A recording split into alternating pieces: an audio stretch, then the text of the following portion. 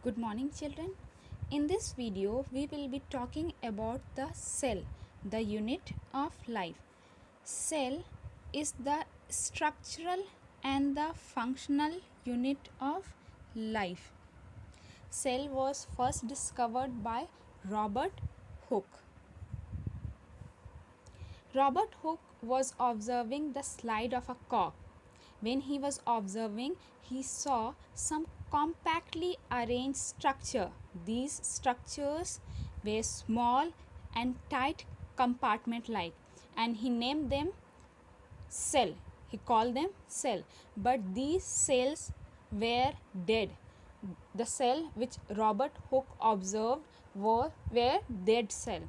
So first living cell was observed by Anton von Leeuwenhoek.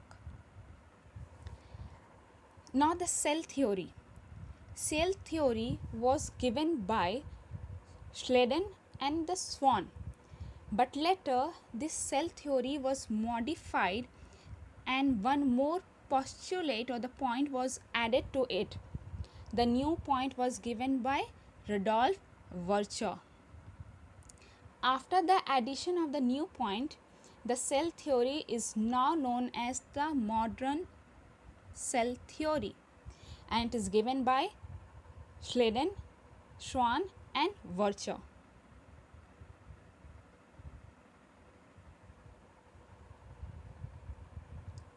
So modern cell theory says that all living organisms are composed of cells. The cell is the structural and the functional unit of living beings.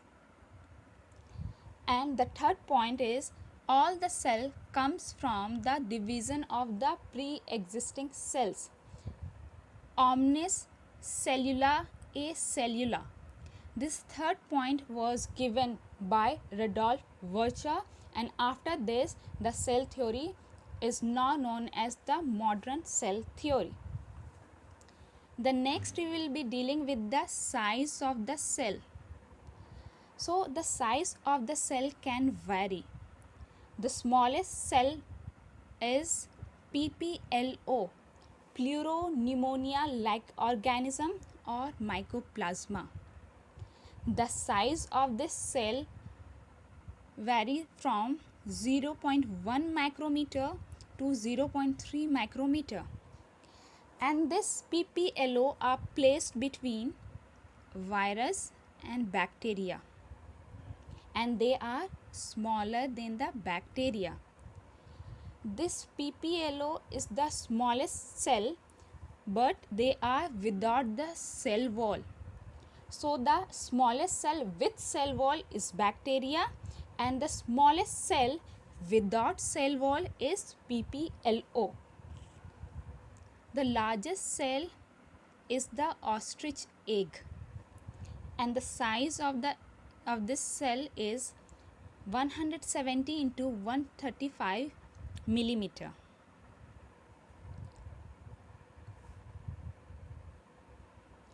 Now we will be dealing with the shapes of the cells.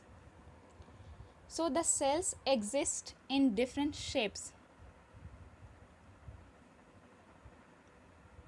It can be irregular, as in case of WBC. It can be spindle shape, as in case of smooth muscles fiber.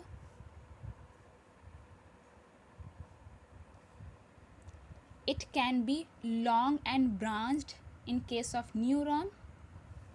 It can be long column-like in case of goblet cells. It can be a cuboidal cell, cuboidal. It can be flat in case of epidermal cell. The cell of the shape of the cell can be biconcave, as in case of RBC of mammals, but they do not have nucleus. A mature RBC of a mammal do not have a nucleus. The shape of a cell can be kidney or bean shape, as in the guard cell of a dicot plant. The stomata of a dicot plant can have kidney-shaped guard cells. The guard cells can be dumbbell shaped, as in case of monocots. Stomata of a monocot can be dumbbell shaped guard cells, or they can be comma shaped, as in case of Vibrio.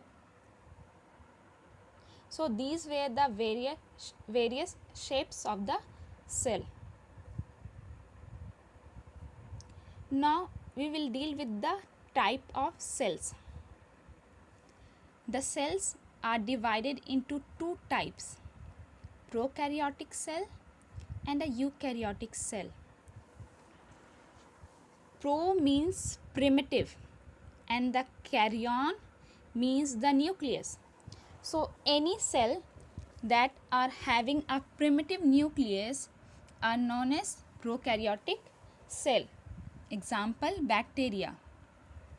And these prokaryotic cells do not have a membrane bound organelles like the mitochondria, chloroplast, etc. Whereas in eukaryotic cell, U means advance and the karyon means nucleus.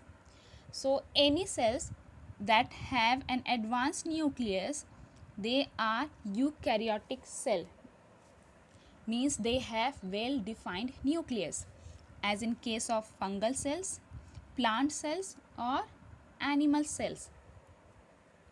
These eukaryotic cells have membrane bound organelles like mitochondria, endoplasmic reticulum, plastid and all, chloroplast and all. Okay.